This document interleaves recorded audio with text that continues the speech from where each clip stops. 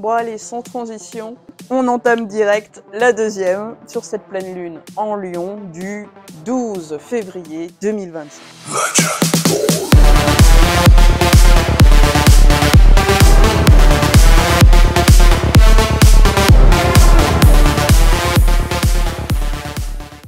Alors, qu'est-ce qui va se passer lors de cette pleine lune en Lion? Celle-là particulièrement. Eh bien déjà, nous avons une sacrée conjonction entre Mercure et le Soleil. Donc tout ça se passe en Verseau. Du coup, avec une conjonction Soleil-Mercure, on va déjà avoir des énergies qui vont être très dans la communication, le mental. Bon, déjà, on aura peut-être envie de communiquer, envie de parler, envie de s'exprimer, envie d'écrire, envie de se cultiver aussi, envie d'apprendre, envie de lire, envie de... Voilà, le cerveau va avoir faim. On va dire ça comme ça. Par contre, le souci, c'est que c'est un petit peu dans le signe de la tempête. Le Verseau, quand on a un Mercure dans le thème qui est particulièrement uranien, alors moi j'ai une conjonction Mercure-Uranus, bon certes en Scorpion, mais en maison 1 tout de même, je peux vous dire que j'ai un mental en ramification. C'est absolument infernal, donc je vous raconte pas. Depuis que Mercure est entré en Verseau, ça ne s'arrange absolument pas, mais comme vous voyez, ça me permet de développer de la créativité un petit peu, notamment sur les réseaux sociaux, puisque j'essaye de me mettre aux shorts, de me mettre aux miniatures. Enfin voilà, tout ça, bref, les réseaux sociaux, la nouvelle technologie, alors que franchement, je suis une brêle, normalement, dans tout ça. On va avoir peut-être de l'énergie créatrice comme ça, d'envie de toucher à des trucs dont on n'a pas trop l'habitude, parce que le Verseau, c'est le truc atypique, c'est le truc qui vient un peu bouleverser les habitudes et tout ça. Donc, avec cette conjonction Soleil-Mercure en Verseau, les infos, elles risquent de fuser dans tous les sens, que ce soit en mode émission, je dis n'importe quoi, comme je prends pas le temps de réfléchir, ouvre la bouche, sors ce qu'il peut, en fait, mais aussi en réception, c'est-à-dire que je vais aller chercher des infos, puis des conseils, donc il va y avoir vraiment une tempête sous le scalp, les amis, il va falloir un petit peu se calmer, donc forcément tout ça, ça va entraîner des angoisses, du stress, de la nervosité, de la dispersion mentale, du brouillard intellectuel, donc il va falloir, je sais pas moi, se foutre un coup de poêle à frire sur la tête. Mais en tout cas, pas de décision hâtive parce qu'on va être trop perturbé, quoi, possiblement. D'accord? Voilà, il va y avoir une énergie, un truc au niveau du système nerveux. Disons qu'il faut pas prendre de grandes décisions. Les décisions de votre vie, vous allez attendre que les énergies, elles se calment un peu. Parce que là, ça pourrait être un jour oui, un jour non, un jour on sait plus, hop, patatata. Enfin, ça va être, on va tous être chiants, en fait. On va tous être infernaux. Lors de cette lunaison. Alors, par contre, comme je vous disais, l'aspect positif du bordel, c'est qu'on pourrait enfin trouver des solutions miraculeuses à des problèmes qui nous pompaient l'air depuis longtemps. Paf, éclair de génie, illumination. Mais bon sang, mais c'est bien sûr. Mais encore une fois, les amis, on ne se précipite pas. Pourquoi donc? Parce que notre ami Mars, le côté guerrier, le côté allez je fonce, le côté voilà, il est encore rétrograde. Et en plus, donc rétrograde, donc il pédale à reculons, donc l'énergie d'action n'est pas forcément encore préconisée, encouragée, on ne saute pas les étapes. Et en plus, notre Mars, là, il est trigone à tonton Saturne. Il est trigone à tonton Saturne qui nous demande d'agir avec prudence, voilà, avec pragmatisme, réalisme, voilà, donc c'est bien, ça va un petit peu doser le côté mercure-uranien, là. En tout cas, on aura certainement envie d'apporter du neuf, quoi, c'est ce que je vous disais, de se mettre aux nouvelles technologies, pour ceux qui ont un peu, qui traînent un peu la patte, parce qu'on avance quand même dans un monde qui est très branché là, comme ça, et puis sur ça, en tout cas, Pluton qui a débarqué en Verseau, donc ça va être la révolution des technologies, de l'IA, de tout ça, donc bon, je pense qu'il faut un petit peu se mettre à la page quand même, Bon, après, on est plus ou moins équipé pour. Bon, avec mon Saturne et Lilith en 11, un petit peu de mal, mais bon, on s'y met. voilà, ou développer un esprit un peu plus scientifique, vous voyez, un peu plus, c'est-à-dire, je formule, alors je constate quelque chose, je formule une hypothèse, j'expérimente mon hypothèse, je confirme ou j'infirme. Voilà, un truc un peu comme ça. Vous voyez. Donc c'est pour ça, prudence. Mais encore une fois, je répète, il faudra faire gaffe à l'inconstance, au niveau des pensées, ouais, je vous dis, ça va être un jour c'est oui, un jour c'est non. On va tous virer bredin, moi, je vous le dis. Il va y avoir de l'angoisse, de la nervosité, enfin voilà, et beaucoup de dispersion. Donc n'hésitez pas à vous faire des penses bêtes pour ce que vous devez faire dans la journée, parce qu'il y aura des oublis. Oh, merde, j'ai oublié de faire ça. Puis ouais, ouais, des fois, ça peut même être un truc genre, vous quittez une pièce avec l'intention d'aller chercher quelque chose, vous arrivez dans la pièce où ce quelque chose se trouve, vous ne vous souvenez plus de ce que vous êtes venu chercher. Et ça va pouvoir être tout le temps. Moi, ça m'arrive tous les jours, parce que voilà, Mercure-Uranus, en 1, en conjonction. Mais voilà, pour ceux qui ont un Mercure en Capricorne, par exemple, ou un Mercure très réfléchi, bah, ça pourrait leur arriver aussi. Vous pourrez avoir l'impression de virer bredin, effectivement. Donc, comme on sera dans des énergies extrêmement mercuriennes et uraniennes, bah, on aura du mal à se poser. Et puis surtout, on aura du mal à comprendre ce qui se passe à l'intérieur. On sera peut-être détaché émotionnellement, alors ça craint. C'est quand même une pleine lune. Donc on pourra un petit peu oublier nos besoins du corps en étant tout le temps là-haut, quoi. Tempête sous le scalp, hein, comme je vous ai dit. Bah, parce que forcément, si Mercure il est conjoint au Soleil, bah, accessoirement il est aussi opposé à la Lune. Hein. Donc il y aura peut-être une tension, enfin une incompréhension, voilà, une incompréhension entre notre mental et nos émotions. Ils auront du mal à fonctionner main dans la main, quoi. Donc va vraiment falloir gérer l'ouragan, la tempête. Apprendre à calmer le jeu pour pas péter un câble, pour pas péter un plomb. Bon, d'accord. Mais ça, c'est sans compter notre ami Uranus. Parce que, après tout, bah, le Soleil est chez lui, Mercure est chez lui. Et lui, qu'est-ce qu'il nous fait? Bah, il est en carré à tout ça. Voilà, Uranus, maître du Verseau, qui est carré à la pleine lune. Voilà. Donc, autant vous dire, que ça va être assez explosif, hein. Parce que Uranus, c'est quand même le bouleversement, le choc, le truc soudain, quoi, l'éclair, quoi, la foudre. Alors quand il est en carré, ça risque d'être un petit peu, tu vois, ça ressemble un petit peu à la maison Dieu dans le tarot, c'est ça. Bon, donc on pourrait quand même, je veux pas noircir le tableau, mais là on a eu une nouvelle lune en Verseau, donc qui était relativement calme, enfin, dans les astres en tout cas. Là, on va changer de ton. Là, on va, ouais, ça va être une atmosphère quelque peu chaotique, quelque peu électrique, hein. Enfin, il va y avoir de quoi nous faire psychoter sévère. On est quand même sur un axe fixe. Les signes fixes, mine de rien, ils aiment pas vraiment changer. Hein? C'est des signes qui sont un petit peu obstinés, un petit peu butés, un petit peu bornés, les signes fixes. Hein, bah, ils portent bien leur nom en même temps. Et ben là, quand cette obstination, quand ce côté borné, quand ça nuit à notre évolution, là je peux vous dire que l'univers, hein, parce qu'après tout Uranus, le Verseau, tout ça, ça représente l'étoile. Dans le tarot aussi, bah, c'est clairement l'univers qui va intervenir. La vie, le destin, peu importe ce que vous y mettez. Alors, l'univers, il va intervenir pour ceux qui doivent enfin se bouger le fion, clairement. Pour ceux qui pensaient pouvoir attendre le truc tranquille qui est quelque chose qui débloque la situation, non, va falloir qu'ils se bougent le fion aussi.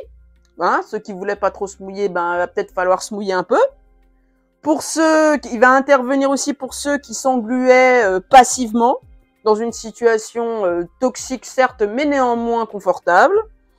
Ou il va venir un petit peu secouer les puces par rapport à des situations enfermantes, des conditionnements enfermants qui ne doivent plus être, hein, tout simplement. Hein. Donc clairement, je vous ai sorti une belle citation de Hermann Hesse. Voilà, c'est un romancier, poète, peintre, essayiste allemand du XXe siècle, qui dit, je trouve que cette citation va bien résumer l'énergie de cette pleine lune, le chaos demande à être reconnu et vécu avant de se laisser convertir en un nouvel ordre. Voilà. Alors, cet Uranus-là, donc il est carré au Soleil, donc forcément carré à Mercure. Et oui, carré à Mercure qui est chez Uranus. Donc ça va accentuer ce que j'ai dit sur la conjonction Mercure-Soleil.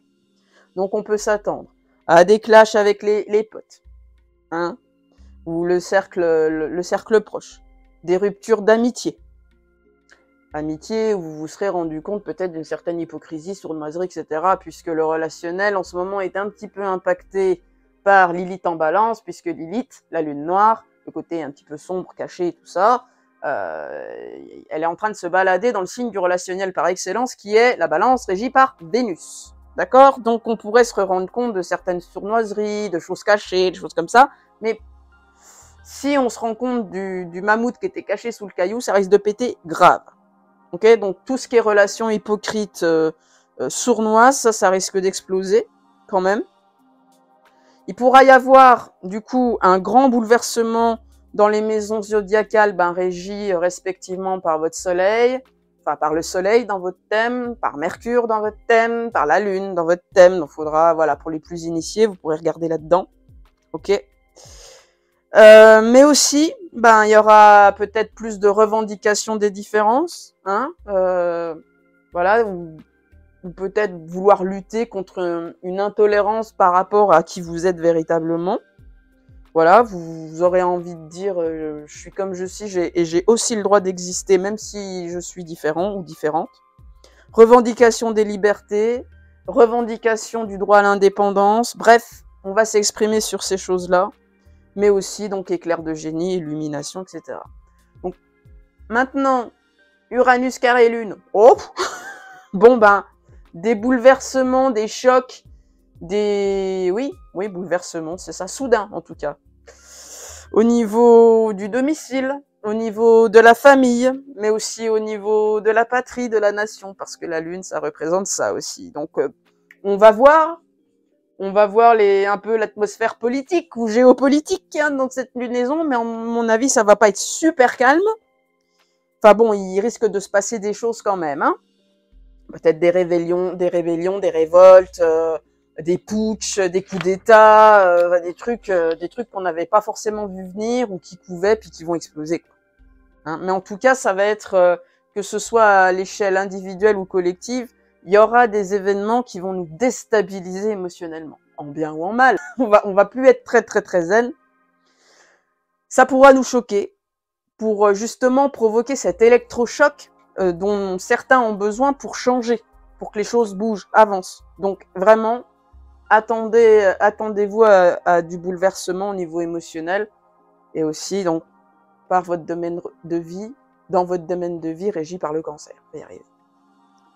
Mais en même temps, cet aspect-là, ce carré Lune-Uranus, pardonnez-moi, ça va donner la force à certains de se libérer de relations enfermantes, parce que c'est vrai que sur une lune uranienne, sous une lune uranienne, on prend du détachement, quoi. Donc, on prend du recul, hein, on rejette aussi, on peut rejeter. Mais voilà, pour ceux qui sont très, un peu trop fusionnels ou des choses comme ça, ou peur de quitter certaines choses, là, vous pourrez trouver la force de vous libérer, justement. On pourrait trouver la force de claquer la porte d'une situation qui est devenue véritablement étouffante, d'une cage dorée, par exemple. On pourrait faire une découverte salvatrice, mais néanmoins choquante de secrets de famille aussi, avec un carré Uranus-Lune, hein, par exemple. Ensuite, nous aurons donc un carré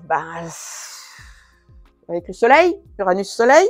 Donc c'est une pleine lune revendicatrice de liberté individuelle et collective, d'indépendance, du droit à être différent, comme je vous disais, des énergies de si t'es pas d'accord avec ce que je suis, je t'emmerde, tout pareil, ça va être comme ça. Ou alors ça va dire si t'as tendance si tu t'es laissé, on va dire, enfermé dans un tiroir. Alors très conventionnel, tu vois, on va pas te chercher de problème dans ton tiroir là, mais dans lequel quand même tu respires plus ou pas vraiment. Enfin bref, il y a un bout qui dépasse, prépare-toi à ce qu'il explose, quoi. Tu vois, c'est un peu le deal lors de cette pleine lune en fait. Voilà. Donc bouleversement possible dans les domaines régis par le Soleil, comme je vous l'ai dit. Donc comme je vous ai dit aussi, Bouleversement égale aussi possiblement des trucs un peu miracles auxquels on croyait plus qui nous tombent dessus. Enfin voilà, la belle surprise de la vie, hein, ça peut être ça aussi. Hein. Donc je pense que si tu dois te prendre des coups de pied au cul, tu vas te prendre des coups de pied au cul. Et puis si t'as trimé dans une situation qui était complètement bloquée, peut-être que tu peux soudainement avoir un truc qui se débloque d'un coup. Hein, c'est Uranus ne prévient pas si ça va être positif ou négatif. Mais en tout cas, ça va faire boum. Ça, c'est sûr que la chape de plomb, elle pourrait péter. Ou alors te tomber dessus. C'est comme ça dépend. Alors, c'est vrai que là, nous avons un carré en T, dont la pointe est Uranus en taureau. D'accord ? Alors, avec un carré en T, avec la pointe en taureau, il faut équilibrer en allant vers le scorpion, hein, le signe opposé. Donc, du coup, plutôt que de se laisser... comment dire, absorbé par la tempête, tu vois, Uranus, ça peut être, je demande des conseils partout, je vais essayer de trouver des solutions à l'extérieur, Et bien justement, le Scorpion va dire, reviens et creuse en toi, reviens en toi.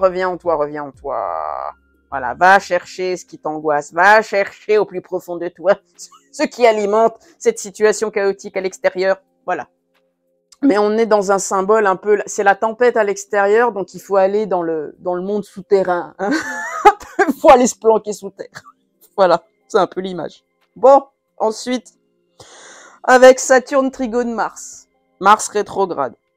Bon, faudra éviter, comme je vous l'ai déjà dit, pas de décision hâtive, pas de réaction excessive malgré tout. Hein. On va faire de notre mieux. Hein. On va essayer de calmer la bête. Ça va repartir. Mars, il va bientôt sortir de rétrogradation. Je crois que c'est la dernière lunaison où il est rétrograde. Ça va nous faire du bien parce que là déjà Jupiter il est reparti en marche directe, donc ça allège aussi les choses. Mais du coup ça peut aussi attiser le feu, donc faut faire gaffe. Justement, faut maîtriser le feu en soi. Hein, on a Chiron en Bélier et Mars rétrograde, donc on gère l'excès de feu à l'intérieur de soi. Ou des choses comme ça, cette colère enfouie, cette frustration, que les choses elles marchent pas comme on voudrait qu'elles marchent ou à la vitesse à laquelle on voudrait qu'elle fonctionne. Donc ça peut nous amener soit dans de l'hyperactivité, soit dans de la frustration totale. Donc il faut trouver un moyen sain d'extérioriser tout ça, d'accord ? Mais aussi apporter un petit peu plus de douceur parce qu'on a quand même Neptune qui est conjoint au nœud nord, donc qui nous demande d'aller vers de nous apaiser, ça c'est sûr, mais aussi à travers des activités un petit peu plus soft, un petit peu plus douces comme le yoga, la méditation, le tai chi, enfin tout ça quoi. Sur le plan sentimental maintenant. Eh bien allez, petite interlude publicitaire pour faire la promotion de mes services. Donc là, je me trouve sur mon petit site internet confectionné de mes petits doigts boudinés. Donc je te le présente succinctement. Tu vois, tu peux prendre rendez-vous directement en appuyant ici. On va aller directement dans les services. Donc tu vois, tu as de la cartomancie, donc avec des guidances liens d'âme, une guidance individuelle. Tu as plein de services astro et tout trop bien, tu vois. Et puis tu as aussi de la kinésiologie qui ne se fait qu'en présentiel à Dijon à mon cabinet. Voilà, si ça t'intéresse. Et puis tu peux aussi voir quelques avis de consultants pour te mettre en confiance. Donc merci d'avoir écouté. N'hésite pas à réserver ta séance ou à me commander un service. À bientôt. Sur le plan sentimental maintenant. On est sur des énergies de réconciliation, de renaissance de certaines relations. Parce que Neptune est en trigone avec Junon qui est dans le signe... Junon, c'est l'astéroïde du couple, du mariage. Et il est dans le signe du Scorpion. Il n'est pas encore rétrograde. Youpi. Donc le Scorpion, c'est aussi dans ses bons côtés, c'est le signe de la régénération, de la renaissance, après une mort. Donc il peut y avoir des reprises comme ça de liens importants. Donc on est quand même sur fond de relations karmiques. Donc soit des relations karmiques censées renaître après une certaine dose de chaos, soit alors vous allez vivre, et vous pourrez vivre l'arrivée dans votre vie de relations karmiques qui vont vous retourner l'âme en profondeur, hein, mais qui sont des relations extrêmement importantes pour votre évolution, pour votre purification, pour votre reprise de pouvoir personnel, pour votre reprise d'authenticité. Hein, ça sert à ça, les relations d'âme, accessoirement. Ne vous fourvoyez pas dans le chaudron magique des flammes jumelles, s'il vous plaît. En tout cas, ce sont des relations où les deux âmes s'appelleront. Hein. En plus, on a un beau sextile Pluton-Vénus. Donc, si en synastrie, vous avez voilà du Neptune, Vénus, Pluton, Vénus, Neptune, Junon, ou Pluton, Junon, ça pourrait être voilà, ça pourrait être une période qui fait renaître votre relation ou lui faire accéder à plus de profondeur, en tout cas. Mais, on ne met pas encore une fois la charrue avant les bœufs. Alors même si Vénus est en Bélier, donc un peu passionné, Mars reste rétrograde et trigone à Saturne.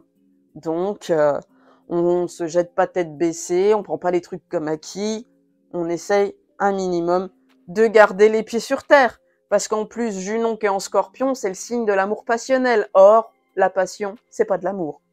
Je suis désolée. On apprend ça hein, dans les liens d'âme d'éveil, on apprend que l'amour, c'est pas de la passion. Voilà. On essaye de rester lucide, même si ça va être très difficile. Voilà, il va y avoir de la tempête sous le scalp, encore une fois. Enfin bon, voilà pour les énergies de cette pleine lune en Lion, les amis. Merci pour votre écoute. N'hésitez pas à liker, partager et commenter. Et j'aimerais d'ailleurs savoir un petit peu votre avis sur justement cette façon de faire avec les deux parties. Et aussi si vous préférez qu'on voit ma tête et que je cause, ou alors si vous préférez avoir le thème de la pleine lune ou de la lunaison. Voilà. Dites-moi un petit peu dans les commentaires ce qui vous appréciez le mieux, en fait. Comme ça, je vais essayer de m'adapter. Je vous embrasse. Prenez bien soin de vous et à très vite pour une prochaine vidéo astro.